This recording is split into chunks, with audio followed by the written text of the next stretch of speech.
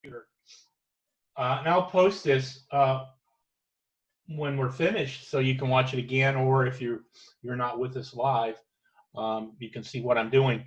I kind of saved the best for last. The stapled zine. I think this is probably one of the more common type zines that are made. It's more like a book, and of course it's stapled. This one, it can be a little tricky. The tricky part is getting it to print the same on both sides so it lines up. You kind of have to play around with it. The printer, typically, when you feed the paper through one side, it wants to slightly pull a little bit more in, so it's kind of off on the back side. But I was able to create a template. Let me scroll up here so I can make sure that you're seeing what I'm doing. And with this one, again, we're going to cut around the edges. And I on the template, I put cut. So you're going to cut all of this off. And your area that you're working in is 7 inches by 5 inches. Now, with the first project, you made the image slightly larger, and you can see an image that I did here of this is Sonic Youth, one of my favorite bands. So I just copied, got a bunch of images from the internet, and what you're going to do, even if this is 7 inches high by 5 inches wide, I want to make the image slightly larger because I don't want to go to the edge. So what I did is I made the image 7 1/4 by 5 1/4. That allowed me to overlap. And if you look at this sheet here, you can see what I've done is if you're using images from the internet, or you're just putting images on top with photographs or whatever, you want to make sure that you can see these little marks here. And what I've done here, in this case, I just took my pencil, and you'll still be able to see, I'll show you with this one here, you can still see those marks. And those are the cut marks. So what you're going to do is sort of bleed printed. You're going to cut inside the edge.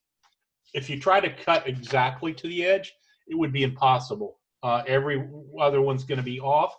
So what I did is I took, see I have two here.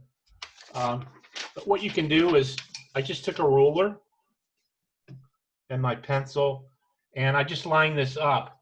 The reason I did this, when I cut the top part off, I won't be able to see the lines anymore on the side. So I'm just, I'll just go all the way around. You just want to make sure that when you're cutting these, you're cutting them inside the image. Because, like I said, it would be really impossible to cut right to the edge. So I'm allowing a little bit. And you can see what I'm doing here. This is going to be cut away. So anything that's outside this is going to be cut away. So, but what I've done first is I printed all my pages. Let me grab something here that I didn't bring. I have it in the other room.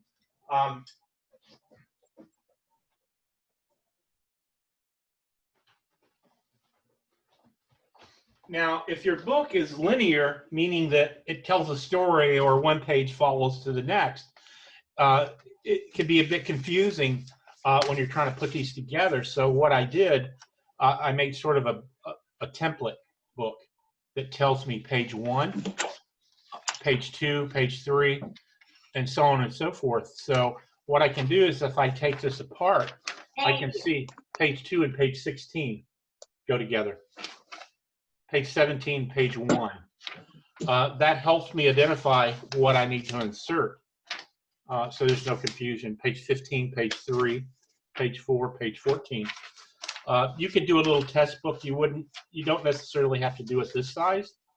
But I just did it the same size so you could see what I'm doing. Does that make sense? And so you can put them in order.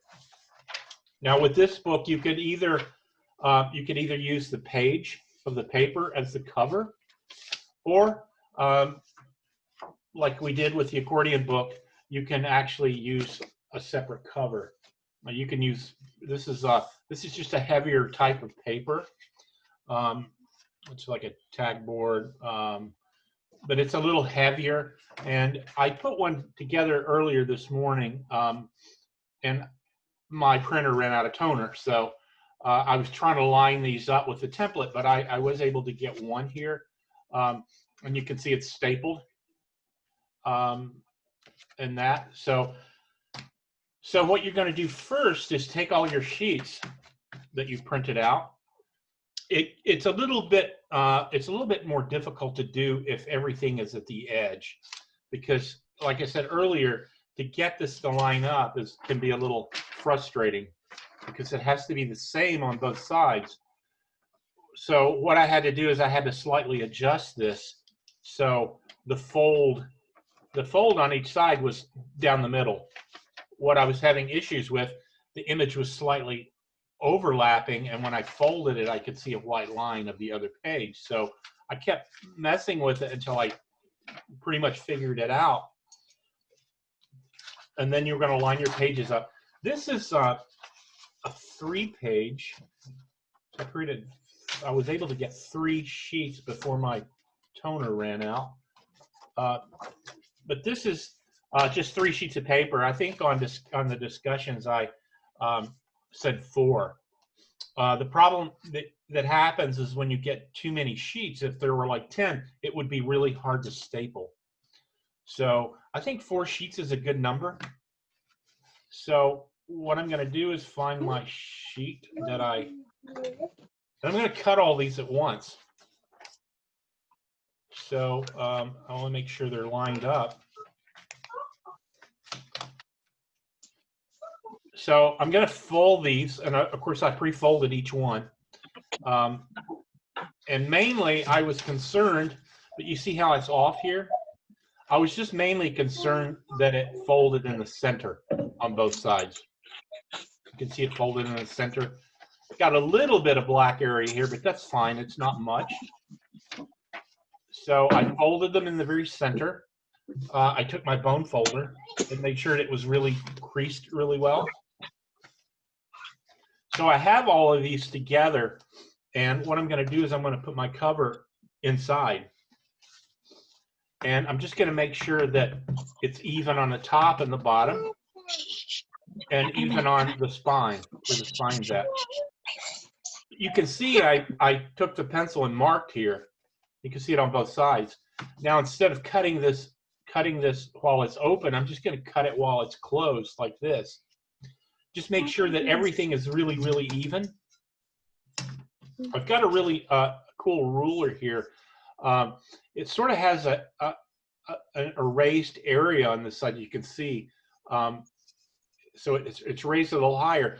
This is really great so you don't slip and accidentally cut yourself. There's a little edge here that guides the razor. I cut myself last year. I didn't even know I cut myself. It cut it so clean, but I was a little shy of razors after that. This is helpful. It doesn't, but I'm just going to make sure I'm cutting this. You want to make sure that your blade's really sharp too. If it starts to get dull, it will actually start to pull the paper. So you can see I have a really nice clean cut there. I'm going to do the same on the back side, or on the bottom side, I'm sorry.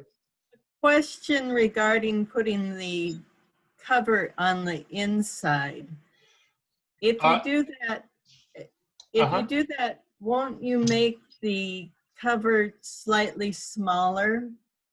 No, but I'll show you here how to do that. What I was avoiding was marking this. Okay. But I'll show you here in a minute when I cut this other section here. So you want to make sure that, and I use a pencil because I can sort of see that reflected a little easier.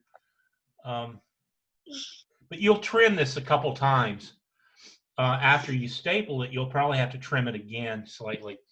I have a rotary cutter. I couldn't find it, but what you do is it has a magnetic ruler on it. So what you do is you set the magnetic ruler to 5 inches, and what you do is you butt your book up to the edge, so it makes cutting a lot quicker, especially if you're cutting a bunch of books. I think my blade's getting dulled, but it starts to pull when it gets dull, so you'll know if that happens to change your blade. So I'm going to tidy it up again. Now I have to cut the ends here.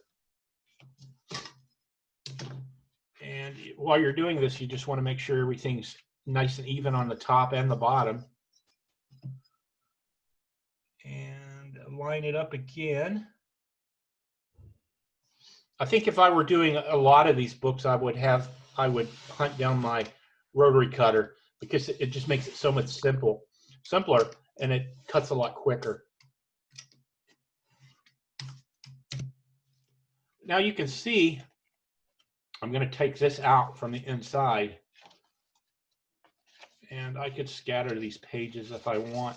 But what I'm doing, for the most part, if you're folding this, just the thickness of this is going to make this spread out more. So I'm cutting it nice and even. And then I put this in the center again. But you can see, you're right, since it was in the center, it made it slightly shorter, because you can see the edge there. You could actually mark it as well if you wanted to, but I just find this a little easier to do. And then I'll just take my ruler again and just trim it again one last time. It will be slightly shorter than 7 by 5, but that's fine. If you're doing a bunch of them and you're doing them all alike, then they're all going to be the same size. So I'll finally trim up the edge. My razor's not, is getting dull.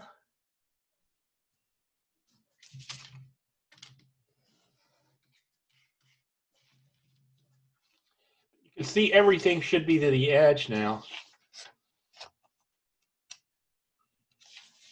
I printed the same image over again.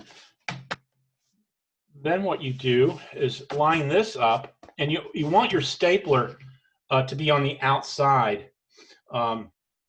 This is a pretty cool stapler. You can find these at Staples.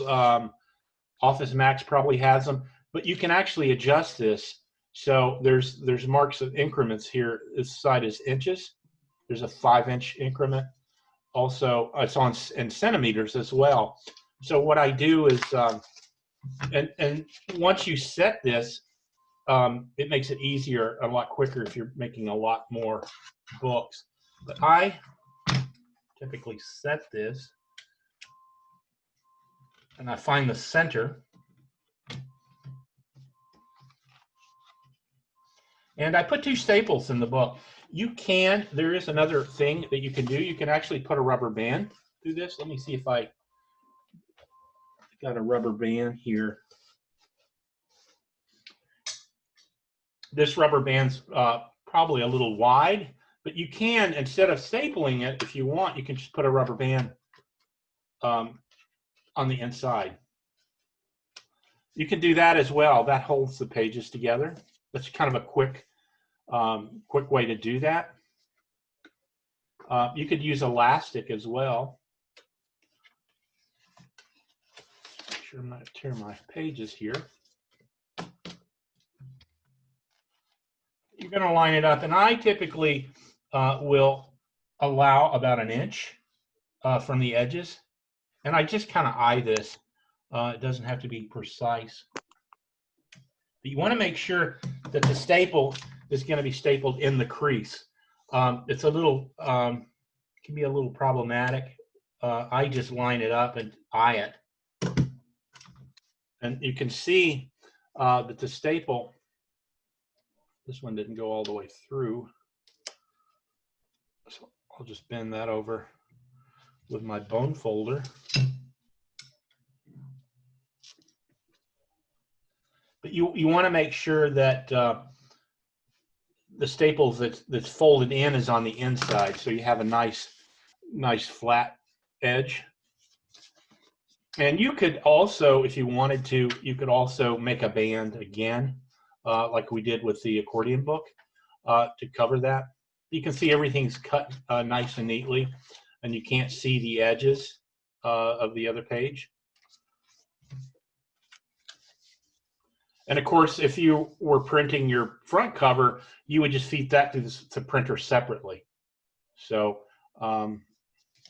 yeah, that's pretty much it. And then you're just cutting away this other parts of the image that overlap the edge. It's called bleed printing when it's bleed to the edge. Are you going to put a template on the? I did put a template. It's under Files, and then under the folder that says Project 3, Stapled Zine. I haven't posted a sheet, the direction sheet. I haven't posted that yet. I was on a faculty meeting earlier and it went way over, so I'll post that sometime today. And I did post in discussions as well. So anyone have a question on this book? Like I say, it can be a little tricky, especially with the printer. You just got to kind of mess with it. And what I was doing, especially if you're using Photoshop or using a computer, you can print it and then look and see where you need to line it up. Because if you hold this to the light, you can see underneath where it's not lined up. So you can actually push your image up slightly and then keep printing until it matches. Then when it matches, you sort of use your template in Photoshop. If you're drawing or whatever, you could do that on just each sheet.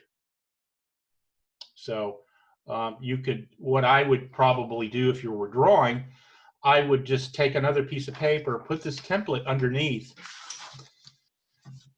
and then just lay another blank piece of paper over top, and then just trace this, and then the center. That would be the only thing you need, and that way you don't have this in the way if you need to draw inside this. But you still want to go to the edge when you're drawing. You don't want to stop at the edge. You want to extend the line beyond that. So if you're drawing, you may stop up there or stop down here, because this is going to be cropped away. And like I said, again, if you try to put something to the edge, it'll be really hard to make all of them cut the same. So I always overlap slightly before I cut. And I think this template might be slightly off on one side here, and that's just the way the printer is made. What it's using is using 1/8 of an inch here to sort of use that as a wheel that pulls the paper in. And that was kind of unavoidable. So I just worked on it until I got it to work.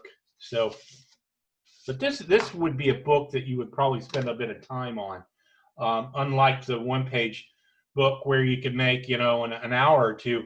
You would probably want to spend a good deal of time on doing these. And I always make a prototype first. Let's say I was wanting to do 20 of these. I wouldn't do all 20 at once. I would do a prototype first, and I would make notes of everything that did not work with this book. And then that way, when I feel confident, I even may make another prototype until I get it. And then once I do that, I know all the things that went wrong, and I can modify those or adjust those, and then I can print my 20 at one time, because I know they'll all work. Like I printed a couple before I printed this one. I was troubleshooting things that just didn't work. For one thing, it didn't line up here as much. So, but I kept tweaking it until it lined up. So once I have that, I would say, well, I'm pretty happy with the way this looks. I could probably print 20 now. That'll just save you a lot of time and trouble of doing 20 at once and finding out something didn't work in all 20. So that's a good thing to do when you're, especially when you're making a book that's a little bit more involved than just one page. You guys have a question? Randall, it's Jennifer. Are there any particular topics that, or types of subject matter that work best for a 5x7 versus others?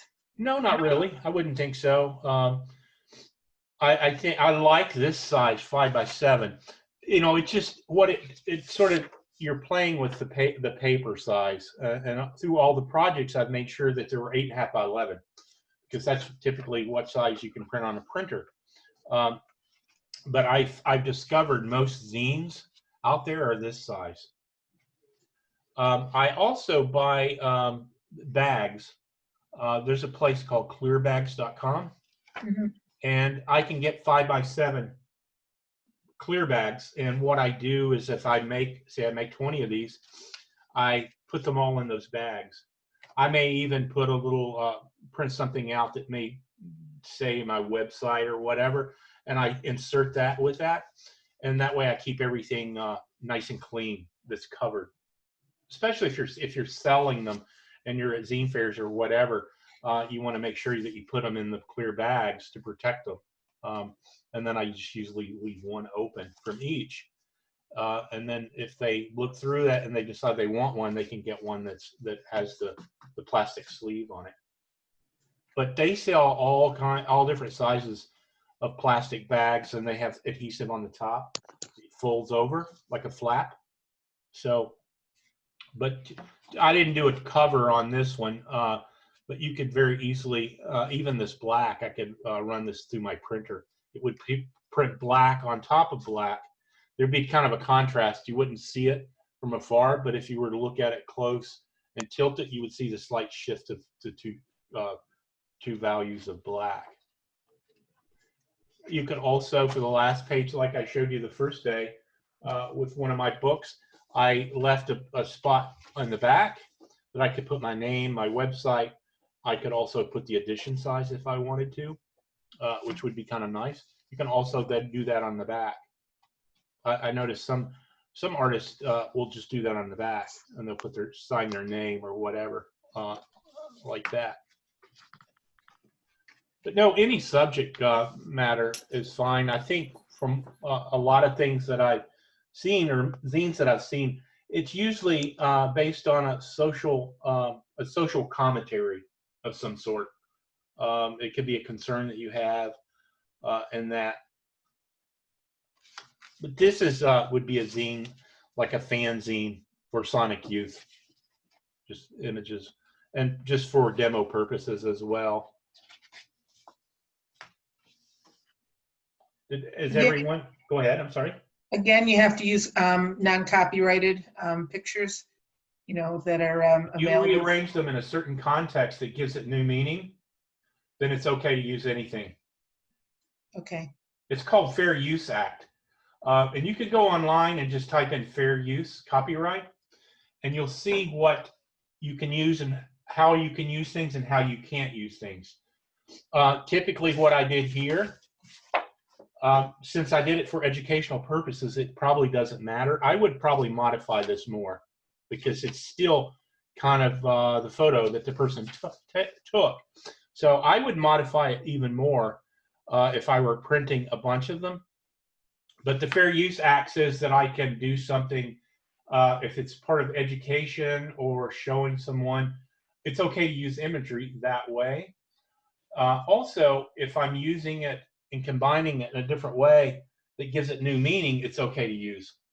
Since this is a book and it's something that's whole instead of separate, it may have given it new meaning because each page corresponds with the next page to make up the whole.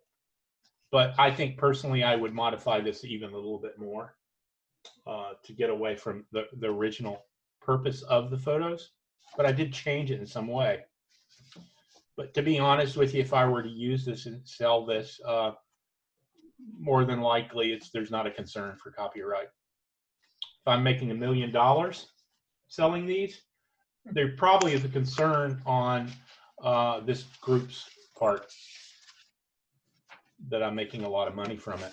So, but like I say, if you change the context in some way that gives it new meaning, then it's okay to use that. Okay, thanks.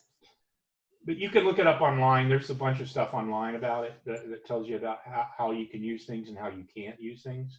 So has everyone made a zine from the 3 projects?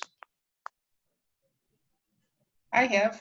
Yeah, I've seen yours. I saw someone else has posted, I think, on. Yeah, I posted one I made of an essay I wrote about my grandma. Yeah, I haven't had time to see that. I saw that. I'll go back and look. But you guys, when you go to discussions, feel free to comment on other people's work on there. I don't think I'll do a Zoom meeting tomorrow. I will post content on a discussions group. But on Friday, we'll get together in the meeting and just share work. If you've made something, it might be a little easier just to show it as opposed to posting it and then writing about it. But I will post the project sheet probably within the next couple hours. So you can have something to download. Any of this information you can take and use for whatever is fine. Thank you. It's a lot of great resources. I've really enjoyed all the links you've been posting. Oh, thanks. Feel free to copy those, cut and paste them, and use them for whatever. It's just secondhand knowledge. I found them and then shared them with someone else. So Yeah, thank you. You're welcome. I'll post some more stuff on today's discussion page. I didn't really post a lot of stuff because I was a little behind, but I will post the link to Printed Matters. I don't think I was able to record that when I did my other demo, but I'll post that on there as well, and then some more information that I can find. So you can follow Printed Matters on Instagram. Oh, can you? Yeah, I discovered them actually before this course. So it's so cool that you just mentioned them, because I think I discovered them from your link from that you put in our online class for mail art. Oh yeah, there's I love going to that site. There's so much stuff on there. I mean, you can literally spend hours just looking. But I just like looking at the different ideas, and when I go there, I want to make a book after after I finish looking. And books are inexpensive on there as well. I mean, I've seen some zines like $3. So you could start a really nice zine collection with just a little bit of money on there. I will put it up, but one book that is, it's going to be backwards here. Oh, This yeah. this book is really good if you are interested in bookmaking. It has a bunch of different things, including the original X book that you did and a number of other folded. Yeah, it's really. It's got the several, like 5 or 6 different single sheet folded papers. There was another type of accordion, several different accordion books in here. So if you're really into making books, you may want to check this book out. Wealth of information and different, and it shows you the diagrams and everything. But yeah, that's a great book. I use it a lot. 100 different bindings and structures.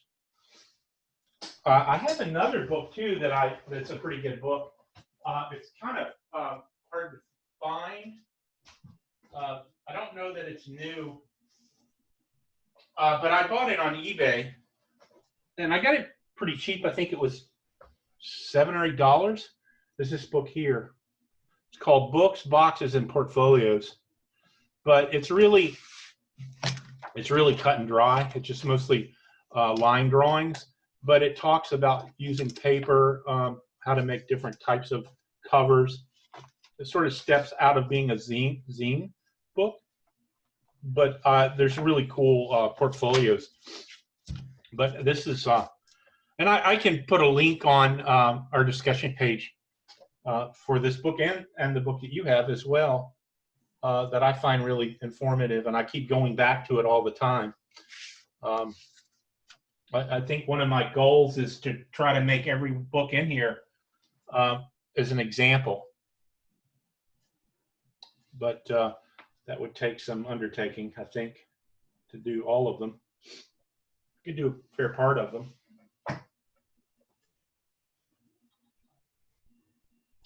Anyone else have a question?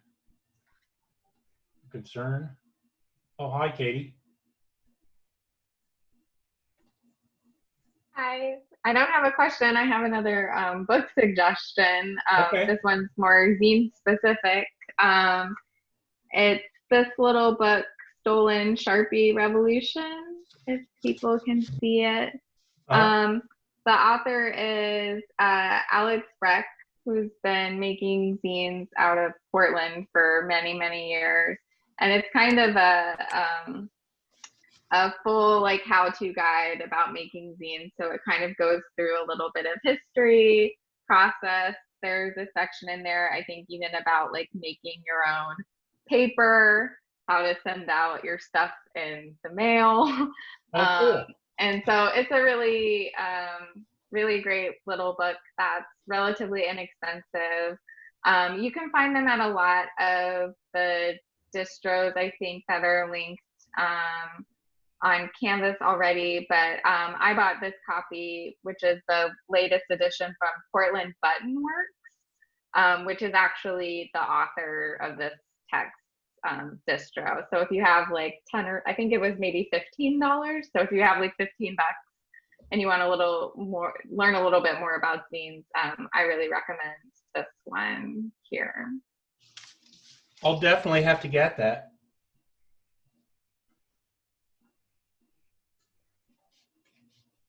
When was it published? How old is it? I don't know when the first edition is. This is like the 6th edition, I think. And so I don't remember when the first one came out, but it's kind of a classic for zine making, I think. So it would be a really good introduction for anybody that's interested in learning more about zines. Well, thanks for sharing that. Yeah. Any more questions, concerns? That is all I have. Tomorrow, like I say, tomorrow I will not post, or we will not do a Zoom, but I will post something on discussions, and of course Friday I'll post more stuff, and hopefully, don't feel like you have to have any books at all, or if you just have one, it's fine. 2 is fine. Whatever you have, just share with everyone else. And I look forward to seeing everyone's book on Friday. Okay. Thank you, Randall. You're welcome. Bye. Thank you so much. All right. Bye-bye. Bye. Thank you. Bye. You're welcome. Bye.